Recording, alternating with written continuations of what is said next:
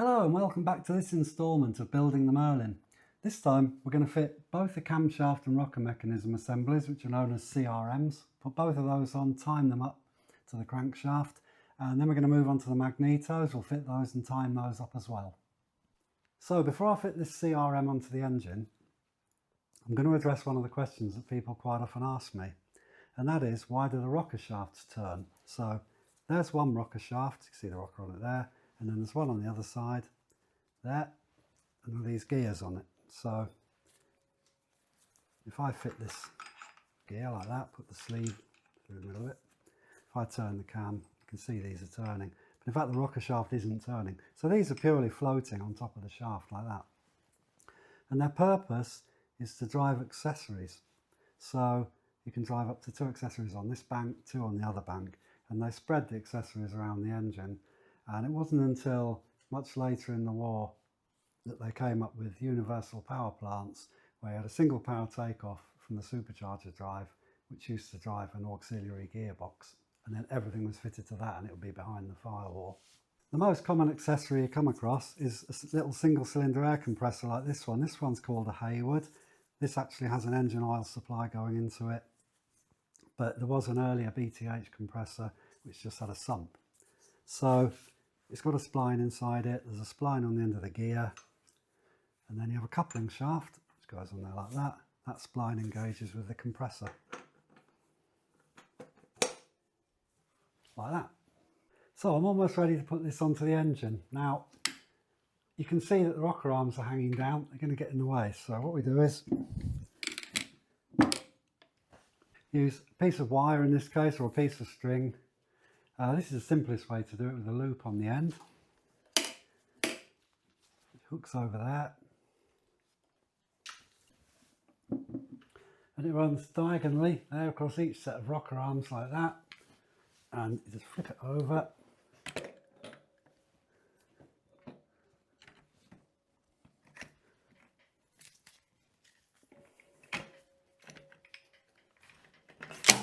Straight on like that. And once we make sure that the teeth are engaged there like that, all we do is pull it out, hook it off the end of there, that's it. I have seen people online using individual cable ties, plastic cable ties on each of these arms, but to be fair, this is just a very quick way of doing it. And this is how they show you how to do it in the book as well. So we fit the securing nuts and we tighten them down gradually, because the cam is actually lifted in certain places. It's lifted towards one end actually, by the fact that some of the lobes are obviously already touching the followers. And as I tighten it down, it will be pushing those valves open. And using this chart again, I'm going to torque these up to 21 pounds-feet.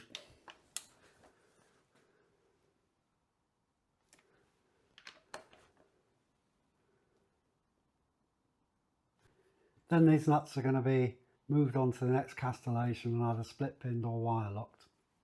Originally they were all split pinned. And if you notice on here, these 1/4 inch nuts which hold the bearing caps on were also originally split pinned, but I'm using, these are genuine Packard Nylock nuts, which is what I use on the ground runners, and they never come loose. As I have already fitted and timed the A-bank camshaft assembly, I'm now moving the crankshaft on in its normal direction of rotation towards the B1 inlet opening position, which is visible through the timing aperture in the lower crankcase, a bit like a large sump plug. This has to be approximately 1/8 of an inch before the timing mark due to backlash in the gear train. So before I start, using this tappet adjusting tool, which has a square and a hexagon, I'm going to set this tappet to 17 thou. So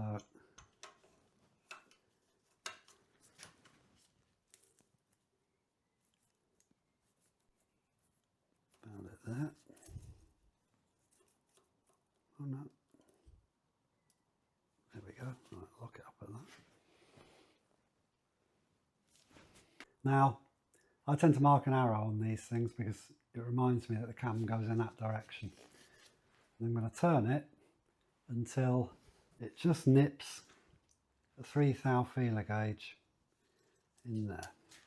So with the engine set on the B1 inlet valve opening position, I need to be able to turn the cam, so I use this pin spanner here, like that.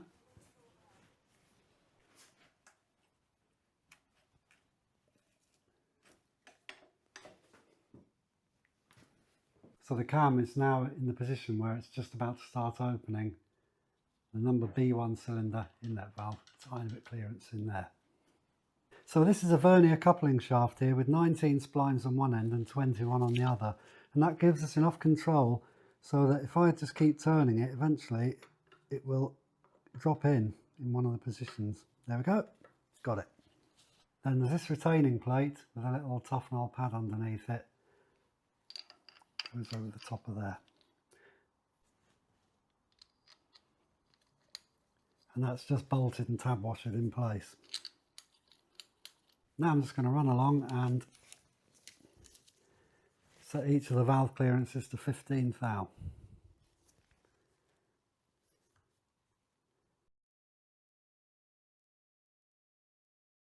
The final job on the camshaft is to pre-lubricate the whole assembly on each side of the engine before fitting the oil feed pipes. I'm using this adapter onto the banjo fitting, which has a 3/8 BSP fitting on it, which connects to this oil gun that looks a little bit like a vintage bicycle tyre pump.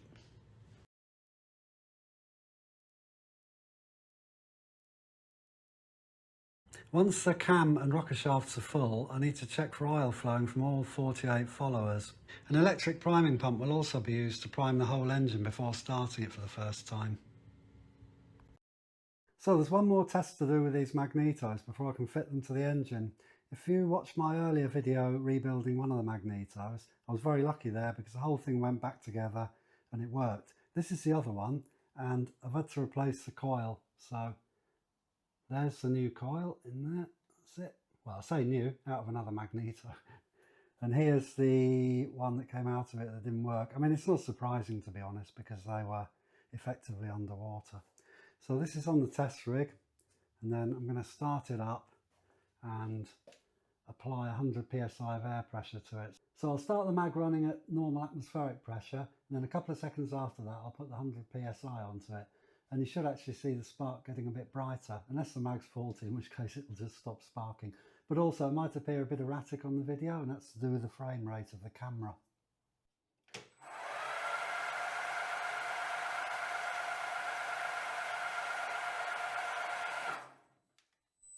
There we go, that's great. So the magnetos are timed on when the A6 spark plug is going to fire in the fully advanced position because it's got variable timing, which is this lever here. I know that the rotor goes in this direction, so I've pulled this all the way back round that way, the points carrier. I also know that this is in the position approximately for the A6 terminal on the distributor block.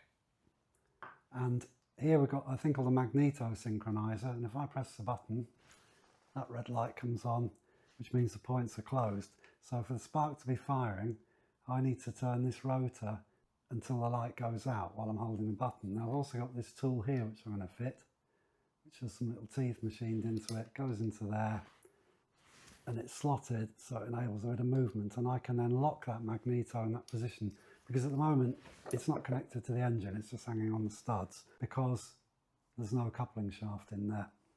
I've got a piece of insulating material in this sliding contact here for the points carrier because the coil itself has a resistance of approximately 1 ohm, which makes it very difficult to distinguish between the contact resistance and the coil. So that's completely out of the circuit, so I'm just measuring these opening and closing. So I'm moving the crankshaft onto the A6 EMA mark, which stands for exhaust magneto. And once that mag's been fitted, I'll move on to the inlet magneto, and those two marks are 7 degrees apart.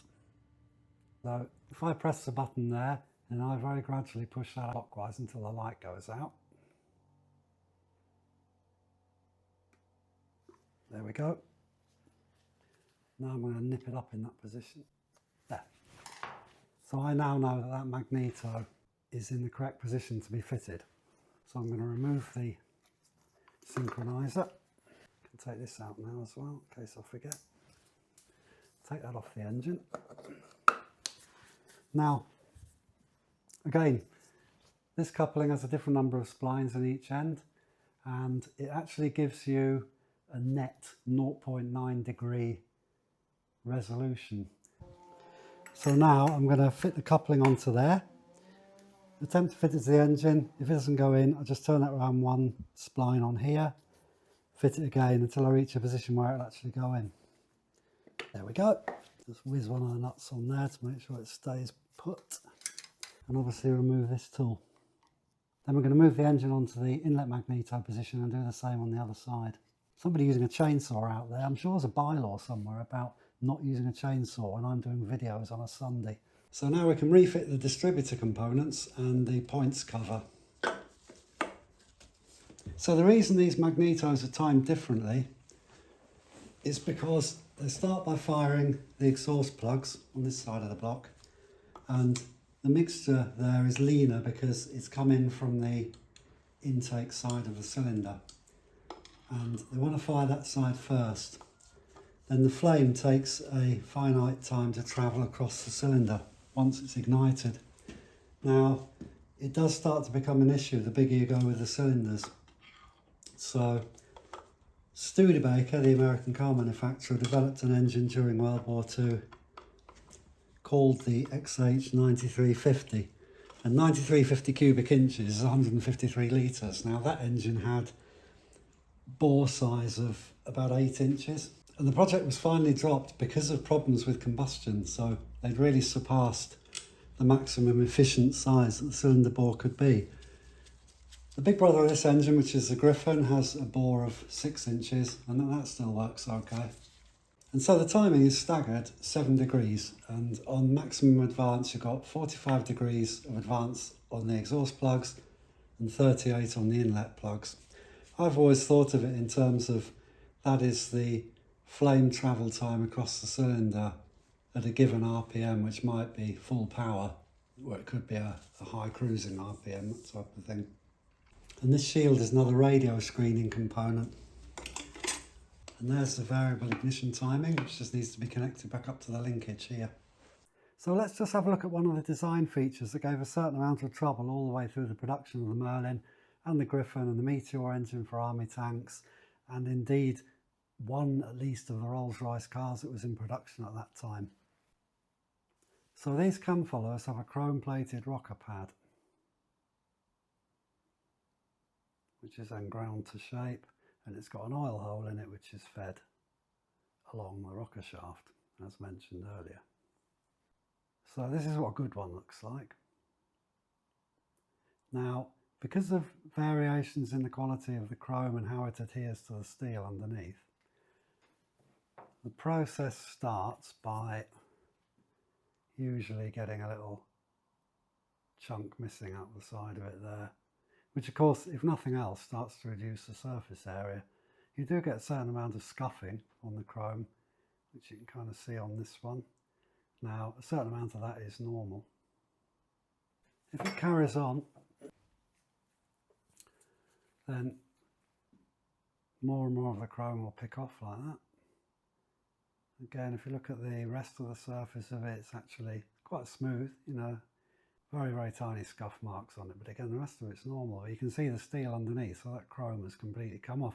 Now, you find these flecks of chrome are very, very bright, obviously, in the scavenge filters, if they're big enough to be caught by the mesh, which isn't particularly fine, I have to say. But the return filter to the tank, certainly after the scavenge pumps, is a bit finer than that. Now, if it keeps on running, this is how they end up. You can see it's been a bit warm by the colour there. Quite often what happens is the material gets formed over and blocks the oil hole as well, just to add insult to injury. So that one's completely toast. So on certain versions of the Rover Mark 4B Meteor, and these are primarily really the ones that were sent to Sweden, they developed a roller cam follower system. So because of the amount of room in there, they decided to opt for having a forked rocker arm, which is something you see on the Allison V1710 engines, to do 2 of the valves, and then the other 2 actually have independent rockers like that. And roller cam followers are quite a common thing, and it certainly is the right answer. These do have a few problems because occasionally the pin can come out, I believe the rollers can seize occasionally. Don't know if Rover came up with this design or not. It was certainly never implemented on the Merlin, but a bit like the Meteorite V8, that engine wasn't, as many people will tell you on the internet, actually developed by Rover. That was a Rolls-Royce development, and it was prototyped by Austin Cars before being on to be built by Rover later on. So it's not impossible that Rolls-Royce came up with this roller cam system. I'm not sure about that, or it could have been designed by Rover, but it's very good anyway. The first serious attempt at combating the Merlin cam follower problem was invented by Harry Walker of Stratford, Ontario in Canada. He marketed them under the name Merlin Fingers with a double R in Merlin for Rolls-Royce, and they're still used very widely today. The idea is to remove the chrome and then machine a slot through the cam follower. Into that slot you braze a tungsten carbide insert and then grind it into shape, and the insert still has a hole through the middle for the oil feed. Roush Aviation in the States also manufacture an FAA approved roller cam follower system which is supplied with the camshaft. The rocker arms themselves being stainless steel, but I'm not quite sure why that is. And finally, here's an interesting conversation piece.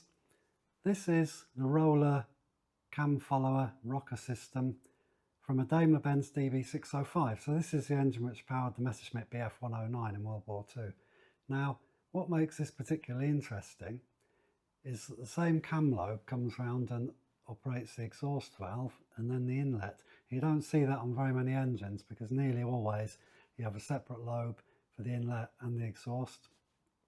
It does limit the designer's scope a little bit, but at the same time it does actually work. Quite a clever little system, and it's very compact as well. Obviously, being an inverted V12, it would have been that way up on the Daimler-Benz. So once again, thanks for watching, and I hope you enjoyed this video.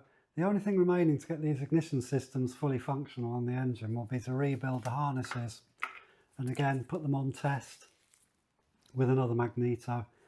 But I think all or virtually all of the flexible conduits and the plug connectors themselves definitely are going to have to be replaced because they're mild steel and they have corroded quite a bit.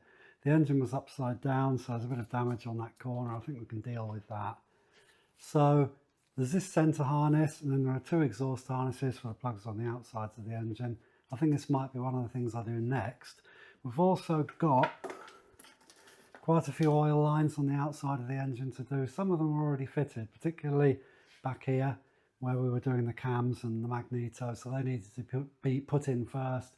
There were some larger oil pipes like these. These are the oil return pipes plus the main one from the pressure pump up to the crankcase. They all need to be fitted. A lot of them need to be made, again because they're mild steel. It doesn't take much corrosion to put a hole in one of these things. These are the parts of the fuel pump. That's pretty grotty, but I've got it all apart. That needs rebuilding. This is the coolant pump, goes underneath the engine back there. Again, I don't see that really causing too much of an issue. That's going to need building, but I think we'll get on with the ignition system, get that completed before we move on to some of this other stuff. So tune in next time and see what I've been up to. Cheers, thanks for watching, and please do subscribe to the channel if you enjoy it.